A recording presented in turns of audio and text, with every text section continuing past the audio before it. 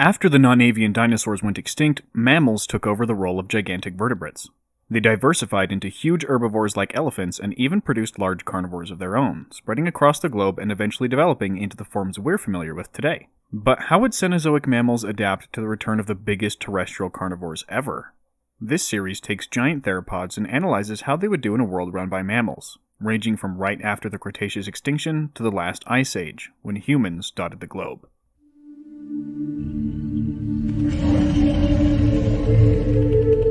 We'll look at each epoch of the Cenozoic on each continent, examine the fauna present, and analyze their ability to survive if the biggest predatory theropods from their area returned in force. This episode covers Africa. Let's take a look at the dinosaur team first. Pleistocene was one of the smaller ones, a high-spined Tanzanian carcharodontosaur that weighed between 1 and 2 tons. The megalosaurid Afrovenator was even smaller, but still 4 times the weight of modern lions. Cenozoic and Cryptops were medium to large abelosaurids, filling the speedster slots on the team, while Cristatosaurus is the first bruiser at 4 tons. Sauroniops was large but incredibly fragmentary, Spinosaurus is the iconic fisher giant, and Carcharodontosaurus leads the group with a body plan designed for killing sauropods. The first level is the Paleocene, from 66 to 56 million years ago. The global temperature averages 24 to 25 degrees Celsius, comparable to the late Cretaceous. The world is recovering from the mountain-sized asteroid strike and nuclear winter, and novel megafauna are still relatively rare. Most of the new critters in Africa were shrew-sized mammals, insectivores like Cymolestes. Phosphotherium and Erytherium were tiny basal proboscidans, both weighing less than 20 kilograms.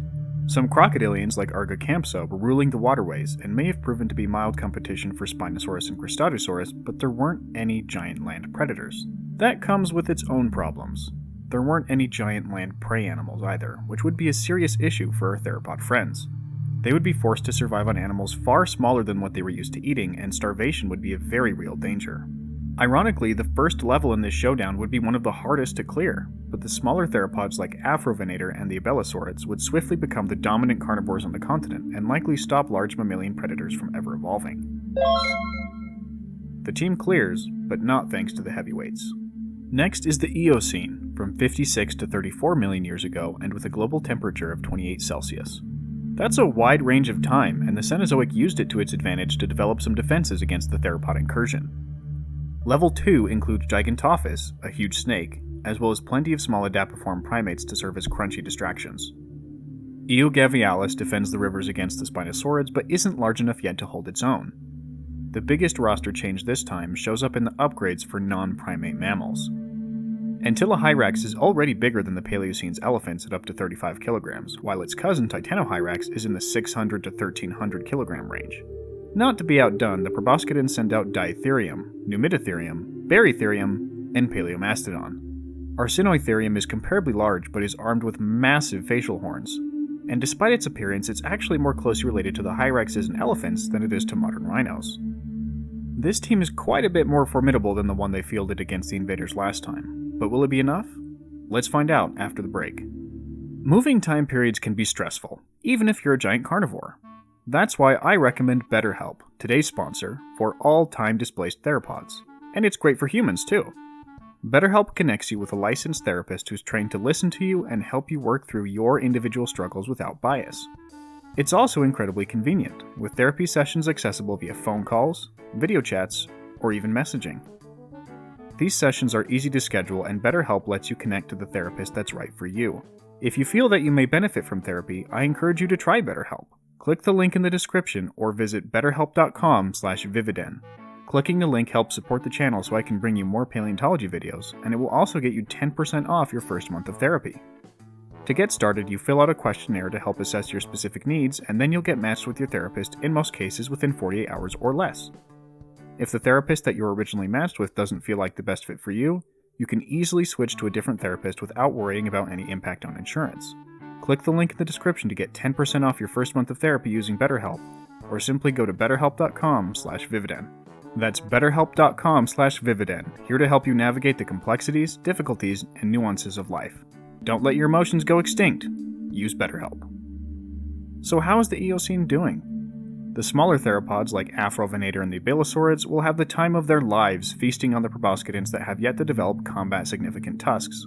The larger members, like Sauroniops, wouldn't have any difficulty taking them down either, and were in the perfect size range to hunt them continually.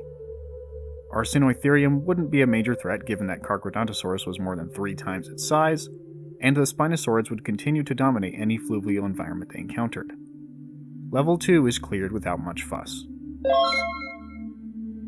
Oligocene Africa isn't that different. The mammals panicked after their brutal loss in round 2 and they didn't know what to change, so they developed more small elephants like Chilgotherium and the tiny mammoth Loxodocodon. They kept their other members around just in case while also investing in small semi-aquatic hyaenodontids like Pterodon. Maybe they were hoping for some kind of stealth mission? They're playing capture the flag and the theropods are here for a deathmatch. Speaking of theropods, the Cenozoic fields an early shoebill, Goliathea, perhaps as a potential ambassador to the gigantic invaders. Eogavialis still lurks in the water and is still an eighth the size of the Spinosaurids it's been asked to outcompete. It would have greater success than its mammalian teammates, which don't have nearly the size or armament required to effectively defend against Archosaurian carnivores bigger than they are, but surviving is not the same thing as stopping the invaders from thriving. They need to pull out the big guns. The Miocene is when the Cenozoic starts taking the invasion seriously. Hyenas, amphicyanid bear dogs, and large machairodontid cats pop up, the largest of which were bigger than lions. Chalicotheres, hippos, giraffids, and horses appear. The most significant change in the Cenozoic's roster is the addition of gigantic elephant relatives, the embelodonts and the Deinotheriums. Archaeobelodon was a shovel tusker. It was a generalist browser that could have used its interesting skull structure to dig up tough vegetation, and it weighed a little over 3 metric tons. The stout, powerful creature may have been too big for Cryptops and Tyrannosaurus to take on, and the Spinosaurids wouldn't be interested. It's up to the Carcs. Pleistocene has a decent chance of taking down the embelodont. It's about half the mass, which would still be far larger than any predator that lived in Miocene Africa, and as a probable Carcharodontosaurid had adaptations for slicing through prey larger than itself. Whether it would prefer to hunt Archaeobelodon is another question, but it seems possible. Sauroniops is even more fragmentary, consisting of a huge frontal bone. That makes its size highly uncertain, but it's generally considered to be somewhere between 3 and 5 tons. It was certainly in the same range as Archaeobelodon, and at parity, that is not a clean fight. The Proboscidin would be the perfect prey animal for a Carcharodontosaurid in this size range. Sauroniops was less likely to take on Deinotherium, however. The tank of the Miocene, Deinotherium weighed between 8 and 13 tons, twice the size of modern African bush elephants. It was more built for speed than most elephants with long and powerful limbs. Its tusks were positioned for stripping branches, not fighting, but its size was more than sufficient to ward off any predators of its time. At nearly 3 times Sauroniops' mass, the size gap might be too much for the theropod to overcome. It's up to Carcharodontosaurus to clear the level. The shark-toothed lizard, the namesake for the family with the most megatheropods, was in a different league than its other African teammates. Mass estimates range between 6 and 8.5 metric tons, and it was perfectly adapted for hunting large, unarmored prey. It had a powerful bite force, and its long, sharp teeth enabled them to cut through arteries and veins to cause rapid bleed-out and shock in its victims. It coexisted with, and may have predated upon, the gigantic Rhombochosaurus and Paralotitan, which each surpassed 40 tons. It likely focused on juveniles and individuals in less than optimal condition, but even those were comparable to Deinotherium or larger well before adulthood. And here's the thing. Proboscidins have never existed in an ecosystem where predators approach their own size. They aren't used to needing to defend themselves, while Carcharodontosaurus was a titan killer who took on prey at least as big as Deinotherium. Hunting a gigantic elephant relative like this wouldn't be easy by any stretch of the imagination, but the megacarcs were the best animals for this particular job. The Miocene ecosystem is the toughest opponent so far, and yet the theropods have what it takes to dominate once again, at least on land. The Spinosaurids run into more competition than before as the huge Euthecodon makes an appearance. It was an incredibly long-snouted crocodile that convergently evolved gharial-like features, and would have put some significant pressure on the Spinosaurids when it came to eating the area's fish. It was about 8 meters long and weighed several tons, but ultimately wouldn't stop Cristotosaurus and Spinosaurus from settling comfortably into the environment. Spinosaurids may have been far more specialized for fish eating than other theropods, but they were perfectly capable of taking down terrestrial or even ambushing aerial prey. We have Spinosaur teeth lodged in pterosaur vertebrae, indicating a varied diet for the group. Anything in the water, or remotely near the water, would be in serious danger. The Pliocene sees a new, bizarre evolutionary innovation: hominins, like Australopithecus. These bizarre bipedal apes stand a little over 4 feet tall and are comfortable on the ground as well as the trees, eating fruit, nuts, insects, and occasionally meat. We don't have direct evidence of Australopithecus specifically using tools as of the time of this video's writing, but it's theoretically possible that they used stone tools to cut meat off of prey animals. They hadn't yet invented weapons, however, and would pose little threat to the invading theropods. Luckily, they were too small to draw the attention of the bigger carnivores, but would be perfect meals for small game generalists like the speedy abelisaurids. They'd have to spend more time in the trees in order to escape the demon-infested ground. The African landscape is now beginning to resemble the world we're familiar with.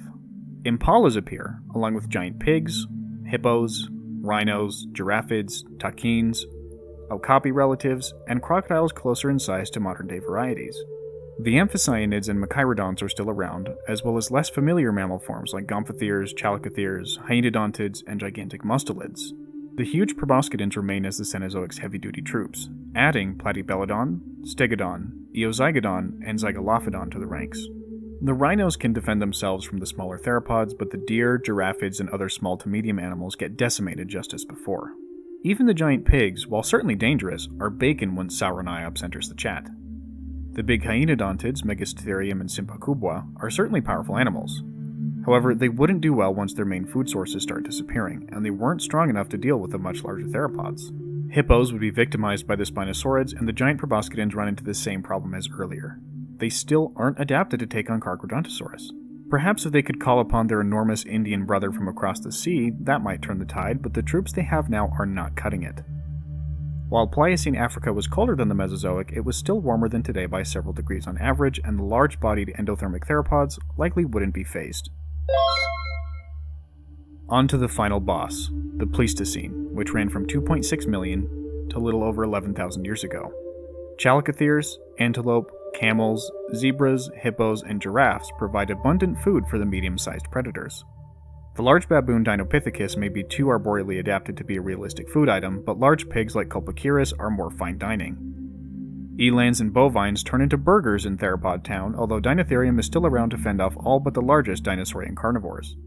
But this level isn't the last one for nothing. While in earlier periods the climate was relatively friendly to the hothouse-adapted theropods, in the Pleistocene global temperatures plummeted. The early Pleistocene was still warmer than today, but as it advanced, so did the ice. Glaciers covered a substantial portion of the world's landmass, causing cool, arid phases in Africa, and at the last glacial maximum, global temperatures were just over 6 degrees Celsius. How would such a drastic temperature difference affect the theropods' attempt to conquer Africa?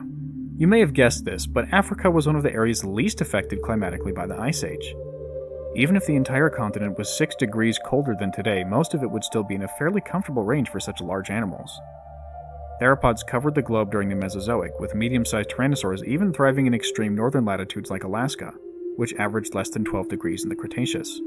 They were successful even in months of ice and snow and darkness. Their internally regulated body temperature, fueled by fast metabolisms, were more than up to the challenge. The Pleistocene has one more ace up its sleeve, however: humans. The first African hominin to focus on is Homo habilis, a 1-meter-tall species of human closely related to Australopithecines. Homo habilis is credited with the creation of the Oldowan stone tool industry, which mainly consisted of simple meat-cutting tools that would have made scavenging carcasses easier. Homo habilis had a very meat-heavy diet, and it's theorized that they scavenged medium-sized animals in addition to hunting smaller animals. They also would have eaten fruit and other non-meat nutrition sources when available.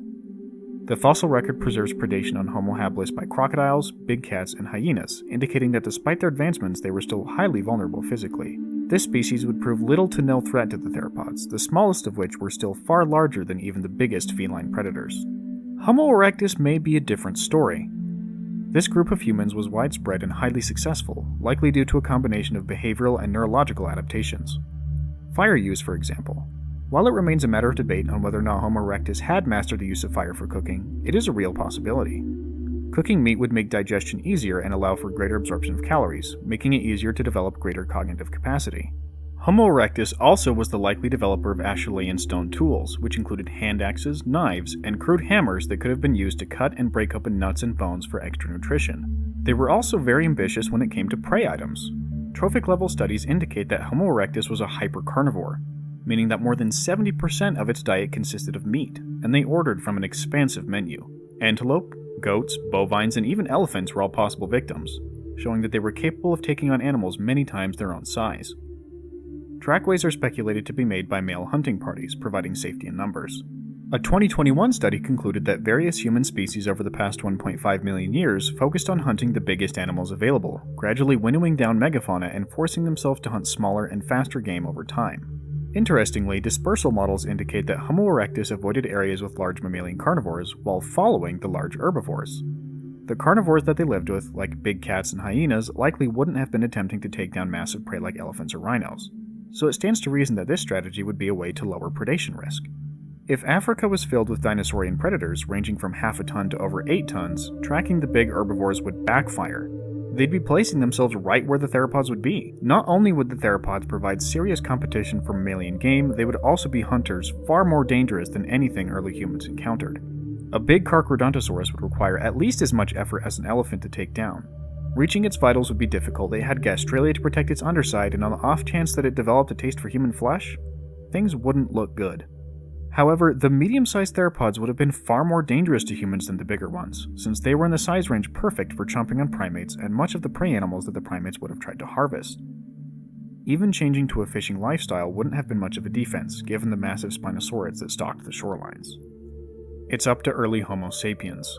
By far the most intelligent and technologically sophisticated of the primates, or any animal group, they specialize in using weapons and fire to survive and thrive. Archaeological sites preserve ancient development of bows that used stone arrowheads, providing a long-range weapon that would be crucial for taking down large-bodied opponents. They also used bone daggers, harpoons, and even needles for sewing clothing. Stone spears were some of their most potent inventions. Spears could be used both as a thrown weapon and as a close-quarters thrusting weapon. Homo sapiens used fire to cook their food, just as their relatives did, and it also provided protection against nocturnal predators.